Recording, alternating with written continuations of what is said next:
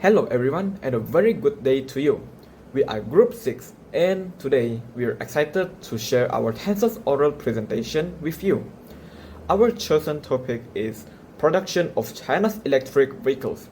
So sit back, relax and join us as we walk you through our presentation. Before we get started, let me introduce my group members. My name is Bobby and together with me are Hasbi, Mabel and Eva. There are three main types of tenses in English writing: present tense, past tense, and future tense. In my part, I will focus on the present tense, which includes the simple present, present continuous, and present perfect. The first one is the simple present tense. Simple present is used to express facts, general truth, habits, or routines. From the article, China remains the world's electric car manufacturing hub, accounting for more than 70% of global production in 2024. The word remains is in the simple present tense because it states a fact or a current reality. Next is the present continuous tense. From the article, to sustain their export momentum, Chinese OEMs are investing in expanding shipping capacity through roll-on, roll-off, or known as ro-ro car carriers. Here, the verb are investing is in the present continuous tense, which shows an action happening right now and is still in progress. The next one is the present perfect tense.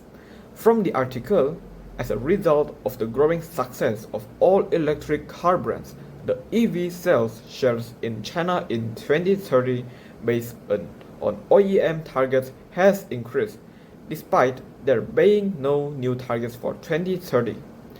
The verb has increased is in the present perfect tense, which shows an action that began in the past but is still relevant in the present or just has been completed.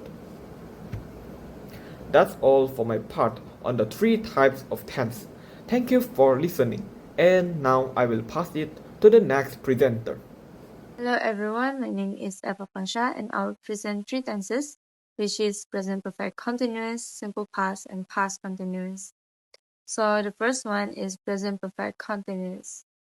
So present perfect continuous is used to show an action started in the past and still continuing now or has just recently stopped. It focuses on the continuity of the action. The structure of the sentence is has or have plus been plus verb with ing. For example, on the article, China's new energy vehicle market has been developing rapidly in recent years, with growing market participants and competition in the industry. This means the development started in the past and is still happening now.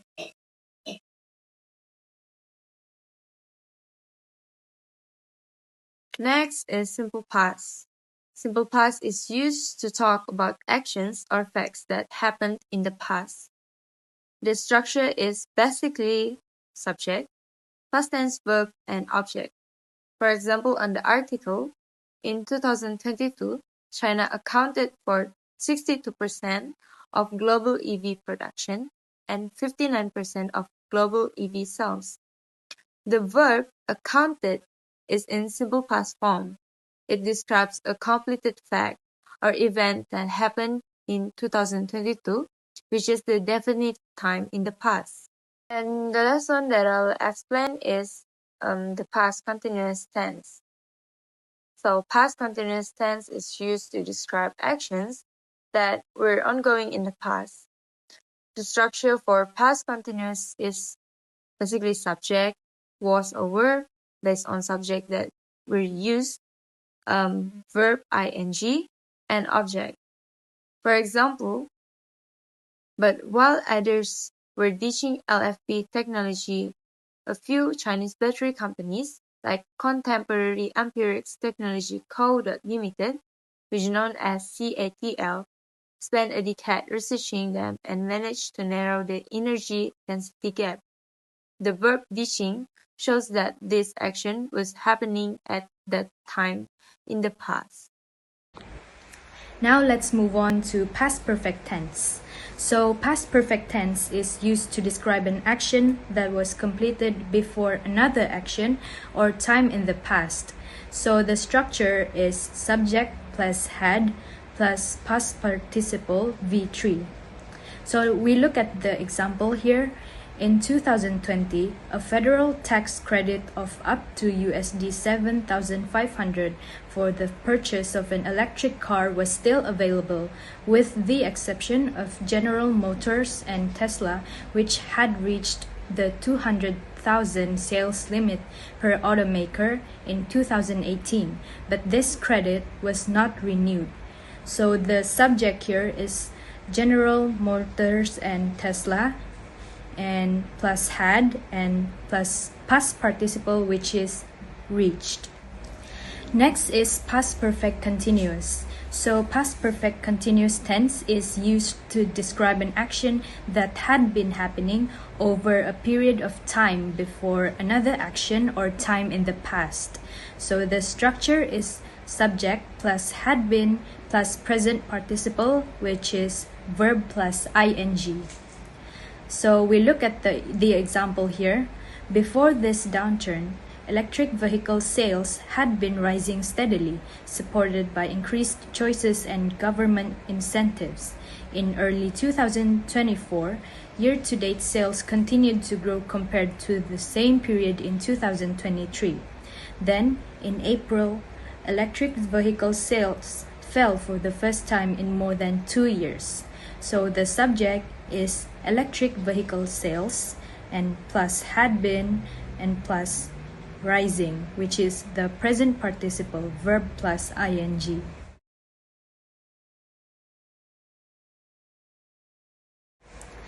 Now let's move on to simple future tense. So simple future tense is used to describe an action that will happen in the future. So the structure of simple future tense is subject plus will plus base verb. So we'll look at the example here. A carbon-neutral light transport fleet in 2050 will require carbon capture and storage to offset 24 million tons CO2 equivalent of emissions, even if electricity is carbon neutral by 2050 and users adhere to a low minimum SOC charging regime. So the subject is a carbon-neutral light transport fleet in 2050 plus will plus base verb, which is required. Alright, we'll move on to the future continuous tense. This tense is used to describe an action that will be in progress at a specific time in the future. For example, the Chinese tech giant will be unveiling the first prototype of its EV cars by the end of August this year. The phrase "will be unveiling" shows that at some point before or during the end of August, the act of unveiling the EV prototype will be happening. Next, let's look at the future perfect tense. This tense is used to describe an action that will be completed before a certain point in the future. For instance, by 2022, a cumulative total of 10.5 million new pure EVs and plug-in hybrids will have been delivered, representing a significant increase of 55% compared to the previous year. This means that by the time 2022 arrives, the cumulative deliveries of EVs and plug-in hybrids will already total 10.5 million. And lastly, we have the future perfect continuous tense. This tense emphasizes the duration of an action that will be ongoing up to a point in the future. For example, over the 2 decades in between, the EU's automotive sector will have been pumping far more carbon into the atmosphere than budgeted. The phrase "will have been pumping" highlights the continuous nature of this action, emphasizing the duration of 2 decades. And that's all from our group. In a nutshell, tenses are very important in English because they show us the time of an action, whether it happened in the past, is happening now, or will happen in the future. You have learned that each tense has its own rules and examples, and using them correctly makes our speaking and writing clear and easy to understand. So by practicing the tenses, we can improve our grammar and communication. Thank you for watching.